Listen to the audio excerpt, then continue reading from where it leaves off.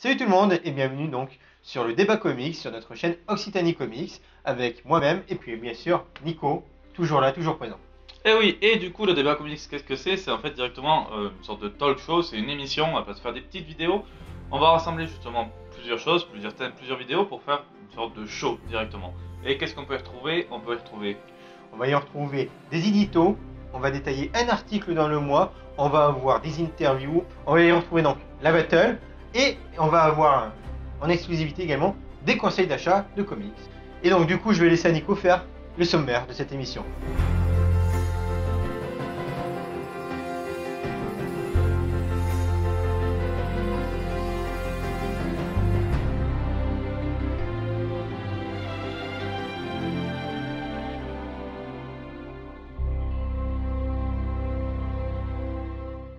Alors, nous allons tout d'abord commencer par l'édito, que je vous présenterai aujourd'hui moi-même. Ensuite, Jeff nous détaillera directement une info qu'il a choisie dans le mois pour détailler tout ce qu'il a trouvé. Et ça va être une info très croustillante. Ça, j'imagine. Après, nous avons donc l'interview. Au moment où on tourne, on ne sait pas qui ça va être, mais ça va être fantastique. Ça va être la magie, pas la magie du direct, dommage, mais la magie quand même. Magie quand même. Ensuite, nous aurons donc la battle et pour terminer, le conseil des achats. Et bien évidemment, on va vous conseiller plein de petits achats. Et j'ai déjà, malheureusement, ça ne sera pas un achat, mais 5 achats pour quelque chose d'assez exceptionnel. Mais ça, on verra ça à la fin de l'émission. Et donc, du coup, c'est parti pour l'émission avec l'édito de Nico. Comme Jeff l'a dit, on commence par l'édito. Et le sujet du jour est un sujet assez particulier. C'est Jeff qui me l'a directement demandé. En fait, la question est très simple. Peut-on considérer l'univers cosmique de Marvel comme de la science-fiction? Et à cela, du coup, déjà, il y a pas mal d'éléments à prendre en compte. Si on prend la plupart des éléments qu'on retrouve dans les récits cosmiques, si je prends par exemple des événements assez particuliers comme Annihilation, Annihilation Conquest, ou même les aventures générales qu'on trouve des Gardiens de la Galaxie, du Legendary Star-Lord ou du reste, en fait, effectivement, on peut prendre ça vraiment comme de la science-fiction. Pourquoi? Ben, tout simplement, déjà, on a souvent des batailles de vaisseaux, un peu comme si on regardait Star Wars ou Star Trek, avec on tire, mettez les boucliers, voilà, c'est vraiment le côté téléportation et tout ça. Ça, c'est vraiment la partie science-fiction comme on la connaît. Mais après, l'univers cosmique de Marvel, même s'il y a 90% de ce côté science-fiction, il y a beaucoup d'autres choses. Tout ce qui est alien et tout ça, ça fait partie de la science-fiction, mais pour moi, l'univers cosmique de Marvel, en fait, c'est comme l'univers Marvel tout court. Je veux dire, de base, dans l'univers Marvel, on l'a très bien vu avec les films, par exemple, on peut très bien faire quelque chose d'excellent avec seulement de l'espionnage, avec le Winter Soldier. Et bien justement, le cosmique, c'est comme l'univers tout court, en fait. L'univers entier de Marvel, en fait, est avant tout un grand monde fantastique. Il y a de la magie, il y a des créatures, il y a de la technologie, il y a plein de trucs. Mais justement, de base, pour moi, je sens ça comme quelque chose de fantastique. Car si les récits actuels font vraiment science-fiction, comme je l'ai dit, on prend Annihilation, c'est des guerres spatiales. Annihilation Conquest, c'est du spatial aussi. Realm of Kings, ça reste ouais, ça reste de la science-fiction. Je veux dire, par exemple, War of Kings, Realm of Kings, on a suite à une guerre entre Shi'ar et Kree, une bombe qui a complètement brisé l'espace-temps, ce qui est tout à fait logique. En soi, comme on peut le percevoir, l'espace-temps peut devenir brisé et créer donc des boucles vers d'autres univers. C'est des choses assez courantes dans tout ce qui est science-fiction. Mais si on se tourne plus justement derrière tout ce qui est ancien récit, on va trouver justement un côté plus fantastique, fantaisique.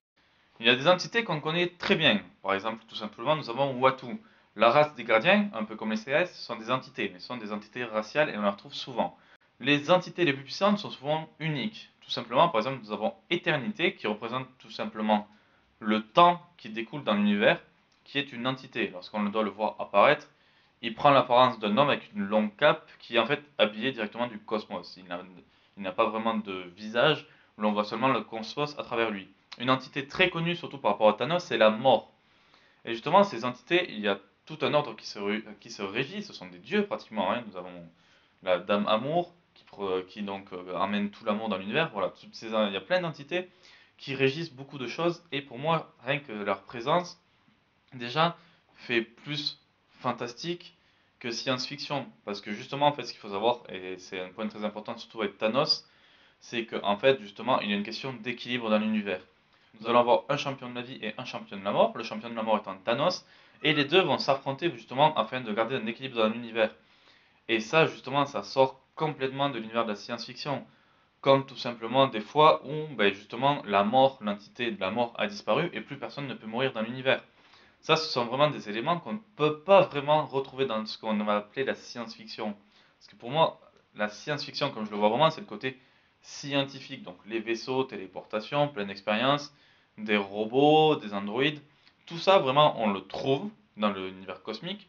Mais ce qu'il y a vraiment au-dessus, mais ce qui s'est perdu avec le temps, en fait, c'est justement tout ce côté fantastique, fantaisique.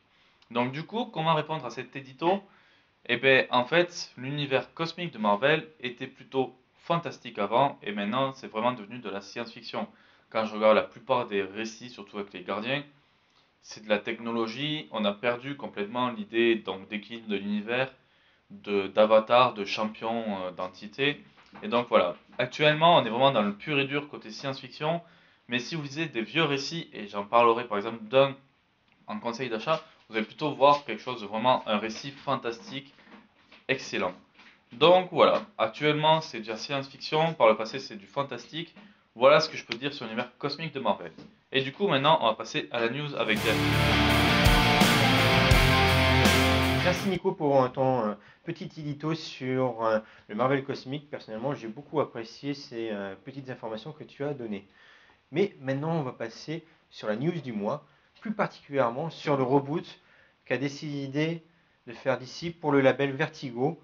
Cela avait été annoncé en octobre 2017. Et là, aujourd'hui, on va parler du pourquoi et on va revenir également sur l'histoire de ce label Vertigo. DC Comics a décidé de créer en 1993 un label pour un label où les auteurs auraient les droits sur les personnages de créer. Ce label s'appelle tout simplement Vertigo. C'est un label qui remonte donc depuis 93. Donc là, nous sommes sur sa 25e année du label. Et on connaît tous au minimum un récit de Vertigo. Je pense que Nico doit en connaître plusieurs. Moi, personnellement, dans ma bibliothèque, j'en ai plein, et j'adore Vertigo. Et quand j'ai appris sur Reboot, cela m'a fait mal au cœur. Donc, pour ceux qui ne le savent pas, Vertigo, c'est sans Bullets, c'est American Vampire, c'est DMZ, c'est Fable, Fable qui est un monument. N'hésitez pas à lire Fable. En plus, ils vont le sortir en intégrale chez Urban Comics. C'est vraiment quelque chose d'extraordinaire. Je pense même que Nico a toutes les raisons cette fois-ci pour se mettre à Fable. Parce qu'il pourra les avoir tous dans sa collection. Mis à part Fable, ils ont quand même fait Preacher. Preacher, quoi. Qui n'y connaît pas Preacher? À savoir que V pour Vendetta est sorti en 95 chez Vertigo. Et donc vraiment, tout ça fait que Vertigo, pour les fans de comics, c'est vraiment incontournable. C'est vraiment quelque chose d'hyper connu. À savoir que dans les années 90, début 2000, Vertigo, à mon avis, devait représenter 10% quand même des publications DC Comics, ce qui ne représente pas rien. Et au fur et à mesure des années, au fur et à mesure des titres qui sont passés, il y a eu une certaine baisse des ventes, où maintenant on arrive en 2018 avec je dirais qu'il doit y avoir moins de 5% des publications d'ici, c'est du Vertigo, alors qu'avant c'était vraiment une grosse claque.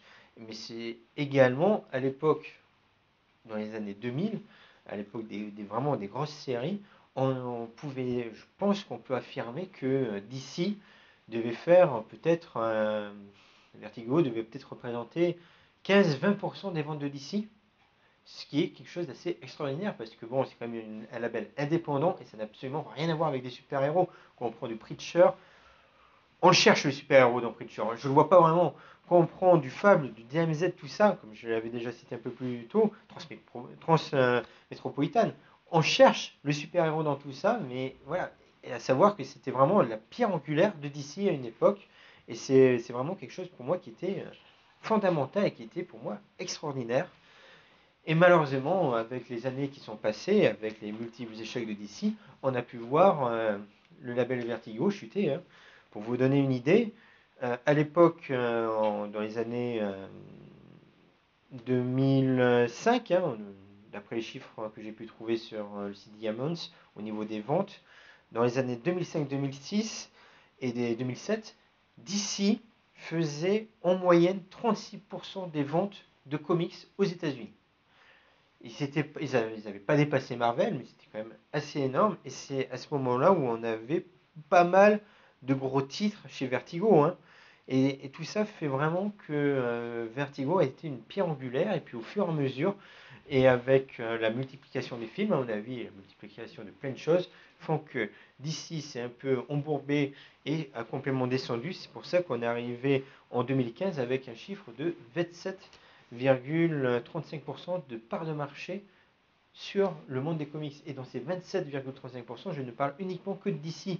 À savoir que DC n'a jamais donné les chiffres pour Vertigo, mais je pense qu'en 2015, avec la fin de certaines séries comme Fable, et des séries qui ne sont pas forcément extraordinairement bonnes avec qui étaient là chez Vertigo, je pense dire facilement que Vertigo était bien derrière Image ou même derrière IDW.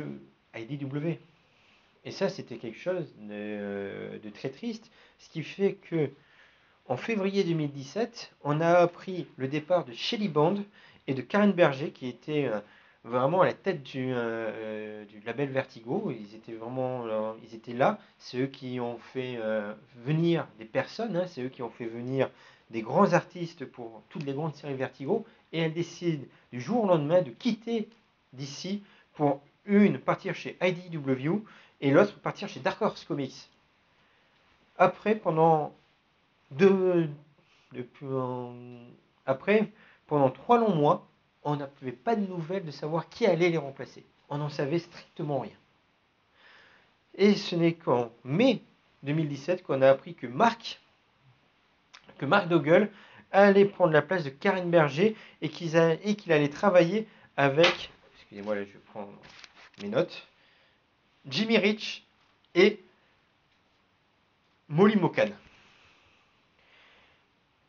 qui sont connus, eux, dans DC Comics pour être à la tête du label Young Animal, qui, soit disant passant, rejoindra le label Vertigo en août prochain. Donc ça a été une des grosses news. Après, entre mai et octobre, quasiment aucune nouvelle de Vertigo. Et c'est fut en octobre 2017 que Jim Lee a annoncé le reboot de Vertigo pour vraiment lancer une nouvelle phase, de nouvelles ambitions, une nouvelle phase, et ça va être quelque chose, à mon avis, d'assez bon. Et en ce début d'année, je peux vous dire également une dernière grosse news. C'est la dernière grosse news en date, en tout cas au moment du tournage, que il va y avoir une anthologie de Vertigo qui va sortir en août 2018 aux USA, avec en même temps le début du nouvel univers Vertigo, comme si DC voulait finir en toute beauté ces 25 années de Vertigo pour lancer le nouvel univers de Vertigo. Et là, je suis vraiment très impatient. Il me tarde de voir qu'est-ce que ça va donner.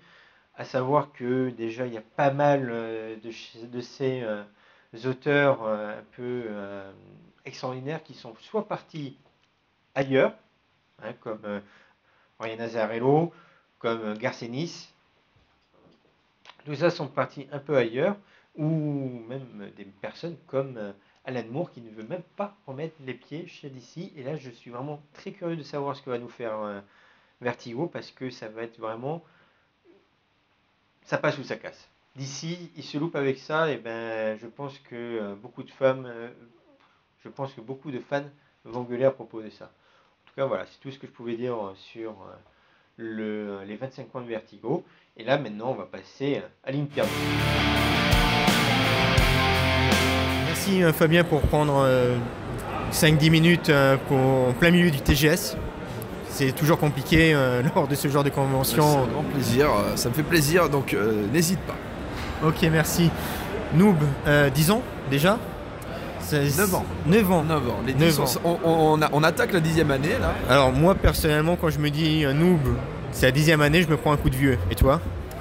Ben, moi par exemple, il n'y a pas si longtemps, il y a un petit garçon qui est venu, un petit garçon qui était plus si petit d'ailleurs, qui me disait « Oh là là, les noobs, vous êtes toute ma jeunesse !» Et là effectivement, on a pris un coup de vieux. Donc noob, 10e année, il y aura une 20e année ou pas ? Alors après, de là à dire 20 ans, j'aimerais bien. Moi, si on me dit, Fabien, jusqu'à 45 ans, tu fais du noob, j'en ferai. En web-série, je sais pas. Même si on va sûrement intégrer aussi des nouveaux visages un peu plus jeunes, etc. Mais on va du roman, de la BD, du manga et tout ça, il n'y a pas d'âge pour en faire. Donc moi, si on me dit, tu re-signes pour 10 ans, j'y vais. Et justement, c'est vrai que ça a été à partir de la 2e saison de Noob où tu as commencé à sortir des romans. Et après, ça a été les BD. Ce que je peux voir, c'est que les romans, comme les BD, ça se mange hyper vite. Tu as une écriture super fluide et c'est un talent. Et je me demande comment ça se fait que tu arrives à écrire des choses aussi fluides. Parce que moi, je prends un roman dans Noob, en moins d'une semaine, il est terminé. C'est déjà merci, ça me fait super plaisir. Moi je me vois pas comme un écrivain, je me vois comme un raconteur d'histoire. Donc c'est pour ça que je m'interdis aucun support. Ça peut être du manga, du comics, de la BD franco-belge, ça peut être du roman, du light novel, de la web-série, du film, de la trilogie, même du jeu vidéo maintenant, la saga audio, enfin il y a tellement de choses. Donc moi je suis plus un raconteur d'histoire, je suis au service d'un univers que j'essaye d'étoffer. Parce que il y a plein d'univers, une vie ne suffit pas à les étoffer, donc il y a de la marge, surtout pour la fantasy. Et souvent quand j'écris, en tant que raconteur d'histoire, je ne vais pas aller chercher un style en français que je ne maîtriserai pas forcément. Je ne me considère pas comme un grand écrivain, donc du coup, je vais essayer de simplifier mon style et dire voilà, je veux moi créer des images dans l'esprit des gens. D'accord, et encore une fois, un crowdfunding, vous avez battu tous les records. Oui. Et quand est-ce que va s'arrêter la Noobmania? Parce que moi, il y a un moment, c'est extraordinaire tout ce que vous faites. Alors c'est sûr que c'est un truc incroyable. C'est que le crowdfunding, le premier c'était la folie. Sur le deuxième, mais vraiment, quand je dis ça, c'est pas une langue de bois. Et d'ailleurs, il y a des gens avec qui j'en ai discuté avant le crowdfunding. On était fébriles. On se disait, on peut lancer ce projet, on en a envie. Mais 90 000, ça paraît beaucoup. Parce que le premier crowdfunding c'était 35 000 les 100%, mais là on parlait quand même de quelque chose. Autant la trilogie, le film je pouvais le faire bénévolement, on pouvait le faire avec très peu de moyens, on pouvait faire quelque chose qui était juste un long épisode en fait. Autant le jeu vidéo, il faut que je délègue, il faut des compétences que je n'ai pas. Donc la base était de 90 000 €. Et on se disait si on n'y arrive pas, ce qui était fort probable parce que un crowdfunding de 90 000 €, on pouvait demander à tous les porteurs de projets, c'est pas évident, voilà. Et donc on se dit, si on n'y arrive pas, le problème, c'est que ça sera un petit peu dans l'esprit des gens comme étant la fin de Noob. Noob, entre guillemets, c'est has-been, c'était une licence du passé, c'est quelque chose, ils arrivent sur la fin les mecs, tu vois. Et moi ça me dérange pas de continuer, même à petite échelle, de faire des épisodes avec les copains. On a commencé dans l'anonymat, on peut finir dans l'anonymat. Mais quelque part, le fait de se dire, on a fait le crowdfunding, on est arrivé à 1 250 000, d'un seul coup ça renverse tout. C'est en fait Noob c'est pas fini, nous on a envie de continuer, donc on en a les moyens maintenant. En plus il y a eu plein de paliers transmédia, l'univers étendu, tout ça, donc on va faire plein de choses différentes, on va pas du tout s'ennuyer. Et puis surtout je me dis, j'ai 35 ans et mes plus belles années de Noob sont sûrement à venir là avec ce qui s'est passé. D'accord. Et il y a un projet, vous avez lancé il y a quelques années déjà, peut-être un peu même trop longtemps, qui m'a beaucoup touché en tant que fan de comics. Le Warp Zone Project. Et la saison 2, on l'attend. Enfin, moi je l'attends. Les autres, je sais pas, mais une idée. Oui, on la demande souvent. Alors, il y a plusieurs choses. Warp Zone, donc chaque arc aura un nom. Donc Warp Zone Project. L'arc suivant, ça sera Warp Zone Rebirth. Donc web série. On voulait commencer là en fin d'année. On n'avait pas prévu que le crowdfunding serait aussi colossal. Voilà. Donc du coup là, on a plein de gens à gérer et tout ça. Donc du coup, on va plutôt commencer à faire quelques tournages en janvier. On va faire le gros du tournage plutôt en juillet-août parce que c'est des mois où on a des cigales dans les forêts, donc on peut pas tourner Noob. Et on a les massifs forestiers qui sont fermés pour cause d'incendie et tout ça. Donc comme c'est plus urbain, Warp Zone, on pourra mettre l'accent sur Warp Zone plutôt en juillet-août. Et après les sorties, ça peut être en fin d'année, ça peut être voilà. Mais en tout cas, ça reprend là cette année en termes de travaux. Et à côté de ça, on a un light novel qui est en préparation, qui est écrit par Anne-Laure Jarnet, puisqu'on a co-créé l'histoire avec Gaïa. Et à côté de ça, elle fait une bande dessinée aussi. Alors le light novel pour l'instant, c'est Warp Zone Rebirth, Warp Zone Project. Et la bande dessinée, c'est Warp Zone Apocalypse. Ça se situe, en fait, c'est les conséquences de la fin de Warp Zone Project, parce que je peux pas spoiler, mais il se passe un truc qui ressemble à une apocalypse. Donc du coup, il va y avoir une explication entre les deux, avec des voyages dans le temps et tout ça, ça va être plutôt sympa. Maintenant, on va basculer un peu plus vers le comics. Hein. Et toi qui as donc 35 ans, Oui. quel est ton premier souvenir de comics? Que ça soit film, série, BD, tout ce que tu veux. Quel est ton premier souvenir? Alors, j'ai du mal à certifier que ce soit mon premier souvenir, mais parmi mes premiers dont je me souvienne, qui sont marquants, je connaissais déjà Spider-Man, mais il y avait eu une espèce de tombola, un truc comme ça. C'était pendant les vacances d'été, j'étais avec mes parents, et il y avait une espèce de tombola après un spectacle de marionnettes, genre Guignol, et j'avais été tiré au sort, j'avais gagné un espèce de jeu Spider-Man, où en fait, c'était comme un jeu d'échecs. Mais en fait, à chaque fois que tu bougeais ton Spider-Man, il y avait une toile d'araignée derrière, il fallait capturer les créatures. Et je me souviens que j'étais super fier. Et c'est pour ça que Spider-Man a fait partie de mes héros de comics préférés pendant longtemps. Et de l'autre côté, c'est Batman. Voilà, Batman, personnage que j'adore. C'est deux personnages qui m'ont vraiment, vraiment marqué en étant très, très jeune. Et bon, tu es un auteur... Oui, j'ose le dire accompli, parce que bon, tu fais beaucoup de choses que tu réussis, tu touches, hein, comme on avait déjà dit.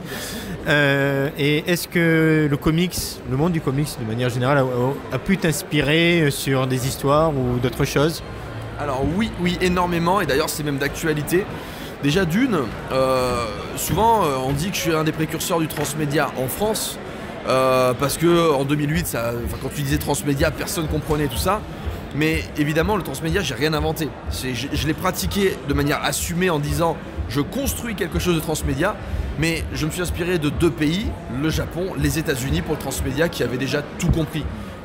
Et le comics fait partie de ces univers qui ont tout compris. Et actuellement, je m'intéresse énormément.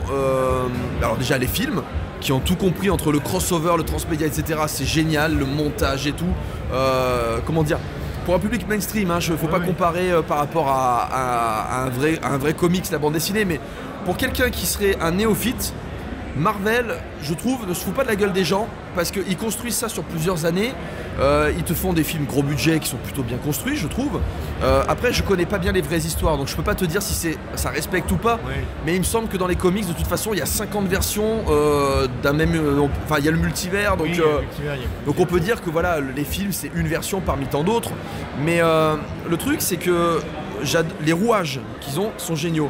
Et d'ici, je trouve qu'ils sont bons, mais plutôt pour les séries. Alors là, je parle uniquement de l'audiovisuel, hein, et donc du transmédia. Parce que dans les séries, ils vont faire Arrow, Flash, Legend of Tomorrow, Supergirl, et puis à côté de ça, ils vont faire des crossovers. Du coup, tu regardes le crossover, mais après, le crossover, il éclate entre chaque épisode de chaque série. Donc du coup, il faut aller voir les épisodes dans chaque série parce qu'on se focus plutôt sur Arrow, sur Flash, etc. Et du coup, ça oblige presque à s'intéresser à tout l'univers. Et je trouve ça vraiment intéressant comme manière de faire. Par contre, je trouve qu'ils sont un peu plus légers dans la partie film-cinéma. D'ici, ils sont un peu plus à la traîne film-cinéma, ils ont un peu plus de mal à construire des personnages. Et après, la partie comics, les bouquins, j'en ai lu quelques-uns. Hein. J'ai lu Civil War, par exemple, que j'ai chez moi. Mais c'est surtout mes copains qui sont des experts là-dedans, qui m'expliquent et qui me racontent les histoires. Parce que je manque un peu de temps, j'ai pas forcément le budget pour me faire en plus de mes collections une collection comics. Donc j'ai des copains qui ont des milliers de comics et qui m'expliquent, et là ça m'inspire beaucoup parce que c'est génial. C'est super récit, c'est super construction. Moi j'aime bien, ça m'inspire beaucoup effectivement pour toutes ces choses que je viens de dire. Bon, on va arriver sur la fin, mais d'abord je vais te proposer des choix. Vas-y. Il va falloir que tu tranches dans le vif. On va commencer par Damned ou Noob. Damned. Fantôme ou Omegazelle? Omegazelle, il est beaucoup plus drôle, beaucoup plus fun. Gaïa ou Omegazelle? Gaïa parce que c'est une fille dans un monde de jeux vidéo et que c'est pas facile d'être une fille dans un monde de jeux vidéo. DC, Marvel? Marvel. Uniquement le film, hein. Avengers, premier du nom, ou Justice League? Avengers, sans hésiter. Spider-Man ou Batman? Là, c'est Batman qui gagne pour moi. Et dernière question complètement hypothétique, hein. Si un jour, il y a une grande maison des idées qui te contacte, DC ou Marvel, tu travaillerais pour qui? Si proposé, c'est-à-dire de faire quoi? J'ai pas compris. Si on te propose de travailler soit pour DC, soit pour Marvel. Dans le média que tu veux, je précise. Alors, je dirais pour DC, Et alors, ça me fait prétentieux comme ça, mais là, c'est plus le spectateur sur DC et sur les films. Parce qu'il y a des choses, pour moi, c'est pas possible que quelqu'un ait pas vu ça. Il y a des choses, je me dis, c'est pas possible. Et juste, j'ai envie pour leur dire par exemple, quand vous avez Arès, qui est joué par Lupin de Harry Potter, avec sa petite moustache, et que, c'est tout con là, hein, c'est un détail, mais, et que t'as sa représentation humaine avec sa petite moustache, ok, tu te dis machin, il fait maintenant je prends ma forme finale, et que tu entends que c'est toujours le mec tout maigre avec sa petite moustache, tu te dis mais non, vous aviez un skin de malade et tout, faites pas ça. Ou alors quand vous avez Batman contre Superman, et que pendant tout le film ils te construisent vachement bien le truc pour expliquer pourquoi Batman ne peut pas laisser Superman agir, etc. Et que au bout d'un moment ils font Martha, ah ben oui c'est le nom de ma mère, oh ben c'est bon, et puis 2 plans après ils blaguent alors que pendant 1 heure ils t'expliquent que c'est la haine absolue. Tu te dis mais non, scénaristiquement parlant, pourquoi vous avez fait ça? Enfin, construisez plus vos revirements de situation. Tu vois, moi j'aurais fait par exemple, à ce moment-là, j'aurais dit, il y a Wonder Woman en spin-off qui est là. Je me dis, c'est la seule qui peut stopper un petit peu Superman. Donc du coup, tu fais elle en tant qu'arbitre, et si tu fais elle qui stoppe Superman, et qui lui dit, réfléchissez, vous êtes dans le même camp, et qui arrive à leur faire entendre raison. Pas une espèce de retournement de situation à la con. Enfin voilà, c'est des trucs comme ça où je me dis, mais les gars, vous êtes pas loin à chaque fois. Et ce que je dis, c'est pas justement, hein, c'est des trucs que tu vois souvent sur le net. Et je me dis pourquoi est-ce qu'il n'y a pas un mec dans leur société qui leur dit là c'est pas trop mal, mais là par contre c'est pas possible, vous avez niqué votre film quoi. Donc voilà. Ok, bon, ben, en tout cas merci beaucoup d'avoir pris ça.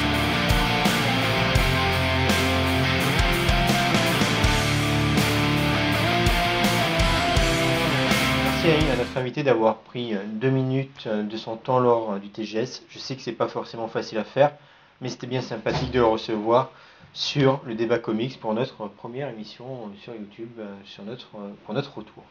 Maintenant, on va passer à la battle. Nico et moi n'ayons pas vraiment beaucoup d'idées pour une battle hors invité. On a décidé de faire quelque chose de fun, quelque chose de rafraîchissant, une bonne vieille battle à la con, on s'en met plein la gueule. Et donc là, on a décidé de partir avec 2 films, 2 adaptations cinématographiques de 2 films, un qui a pu sortir en 2012, l'autre qui a pu sortir en novembre 2017. Je vous laisse deviner qu'est-ce que c'est. Quoi qu'il arrive, ne voulant pas le film qui est sorti en novembre 2017, on a décidé de se le départager avec un Shifumi de l'abord. Et donc, c'est parti pour un Shifumi, donc en 3 manches.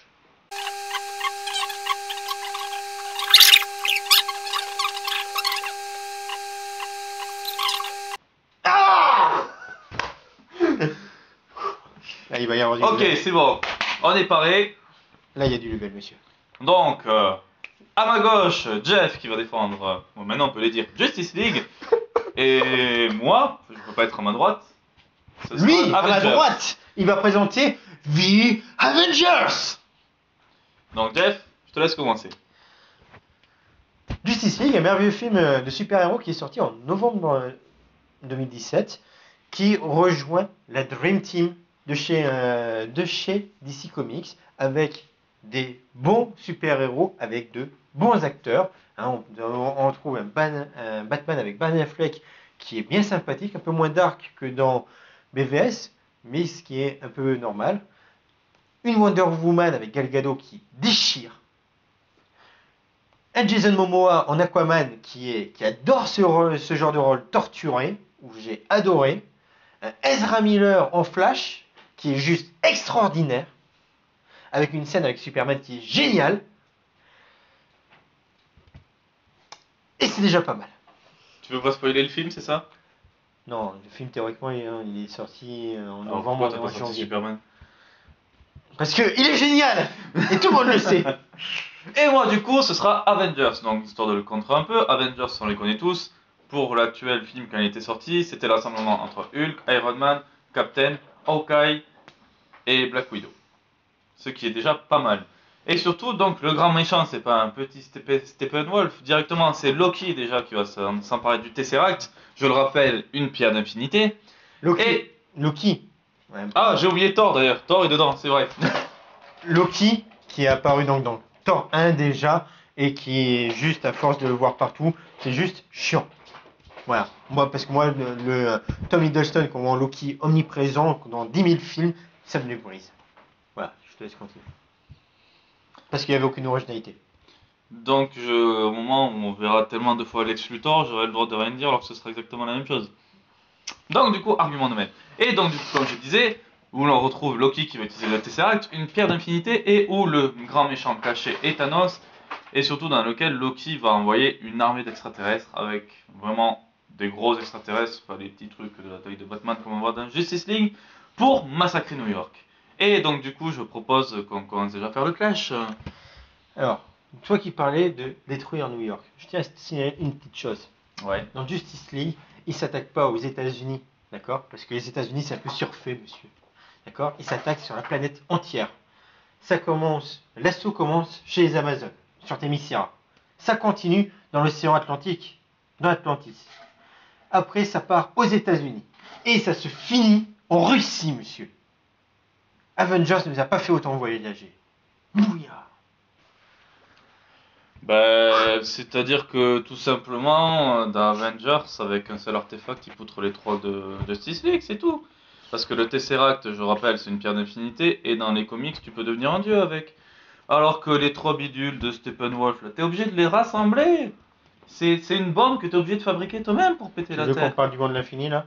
Parce que c'est exactement la même chose. On est obligé de rassembler des petits bijoux de Oui, sauf que un bijou, déjà, ça te poutre tes trois pierres. Eh ben ouais, mec, c'est ce qui arrive. Donc du coup, voilà, certes, il a cherché à poutrer New York. En plus, je suis gentil, c'est même pas avec la pierre d'infinité, ce sont les extraterrestres qui sont venus pour tout péter. Et il faut dire que vraiment, franchement, certes, Loki, on en a marre de le voir, mais déjà il a un peu plus de charisme que Steppenwolf qui apparaît tout le temps, qui blablabla, faut péter la terre, et sans plus. Surtout qu'en plus, ils auraient pu vraiment, là c'est ce que j'ai, c'est un autre regretté par rapport à Avengers, où dans Avengers on nous faisait apparaître légèrement Thanos, là on nous parle légèrement de Darkseid, mais sans plus, et franchement, ça aurait pu amener quand même quelque chose de plus. En parlant de Thanos, dis-moi, ça faisait longtemps qu'il n'a pas vu le soleil, parce qu'entre 2012 et 2017, il est un peu pâle, le petit bonhomme. Il faudrait peut-être qu'il voie un peu le soleil, non? Et puis bon, il a perdu son armure, il ressemble un peu moins au comics, il est un peu moins violet. Bon, tout ça fait que dans Justice League, on n'a pas besoin de voir le grand méchant, on ne fait que l'évoquer. Et rien que l'évoquer, ça fait toujours plus bandé que de nous montrer 5 ans plus tard un Thanos super pâle. Et ouais. Alors, je veux juste clarifier une chose, c'est juste pour le premier film Avengers ou sur la totale qu'on est censé le faire? Juste le premier film Avengers. Non, parce que sinon je reprends monsieur qui a dit que Thanos était habillé tout simplement. Mais en fait, déjà, il ne connaît rien de l'univers cosmique. Thanos, on le connaît souvent en univers, mais surtout à une période où il a joué le Samaritain, où il ne voulait plus être Thanos, il a arrêté de porter l'armure pour, certes, se repentir, essayer de réfléchir. Mais c'est pas le sujet du jour. Mais, ok, donc, c'est vrai, cacher parfois l'ennemi, ça apporte du bien. J'ai un très bon exemple pour ça, et là ce n'est pas une blague. Dans le livre de la jungle, Shere Khan, on en a souvent entendu parler, il est apparu vraiment à la fin, et c'était que bon. Mais,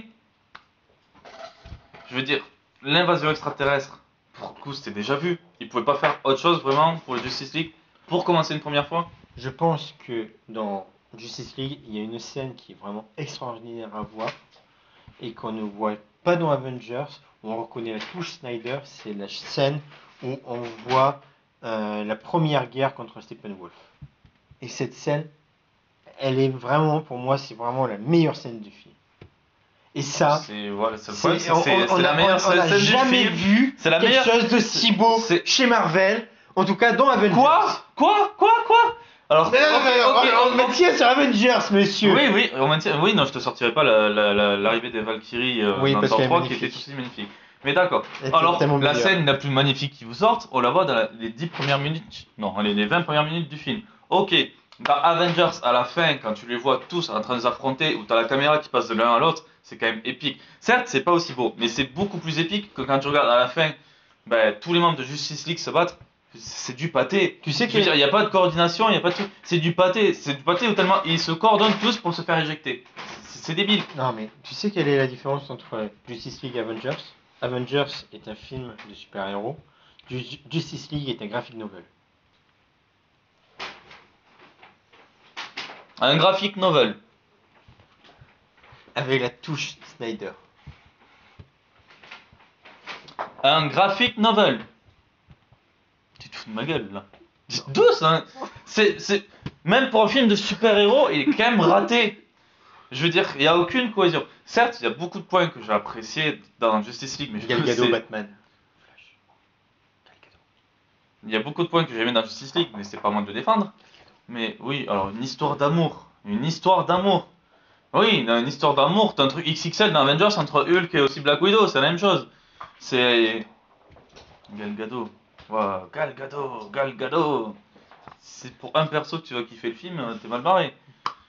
Et si on part sur ça, Black Widow a souvent fait rêver. Mais pour moi. Pour moi, je peux pas résumer le film déjà rien qu'à une simple histoire d'amour. Il y a vraiment. Il n'y a pas d'histoire d'amour contrairement Ouais, à non. Avengers. Il n'y a pas d'histoire d'amour dans Avengers. Non, t'as raison, tous les jeux. Si, une histoire, il y a une bromance dans Avengers entre Thor et Loki. Bah, ils sont frères, c'est logique. C'est pour ça que j'ai dit une bromance. Oui, non, mais. C'est bon. Mais je suis désolé, il n'y a pas de cohésion. Il y a rien qui fait rêver dans le film. Il y a des bons sujets. Alors, le truc, c'est qu'il y a des bons sujets, mais. Je vais défoncer Marvel sur ce côté-là. Mais. En comics, bien sûr. Justice League, c'est comme les events actuels de Marvel, en fait. Ça te vend pas mal de rêves, le début est bien, mais quand t'arrives à la fin, c'est du pâté savoureux.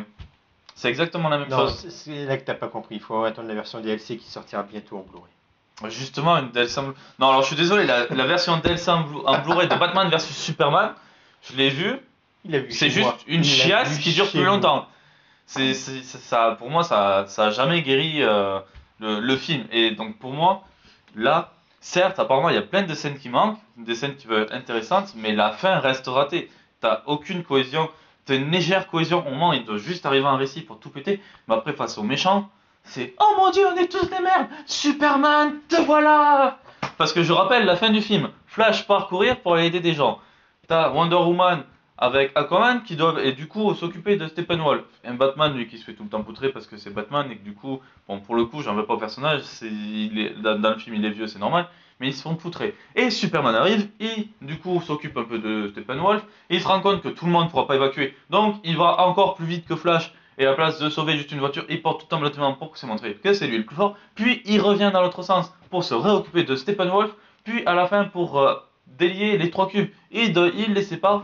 Mais En fait, c'est Superman l'histoire. Je veux dire, je voulais bien accepter que Superman soit là, mais qu'à la fin, c'est une omniprésence de Superman. Ça sert à rien. Je veux dire, comme tu disais avec la super scène dès le départ, c'est qu'au moins plein de trucs. Et ce qui est génial, c'est que j'aurais plutôt apprécié de voir Otto s'occuper de Steppenwolf et voir plutôt apparaître un film interne qui aurait pu faire la solution à plus tard pour un film interne. apparaître Ah, pour ça, affronter je peux te Steppenwolf. parler déjà, là j'ai eu le temps de regarder mes SMS et de répondre à mes SMS.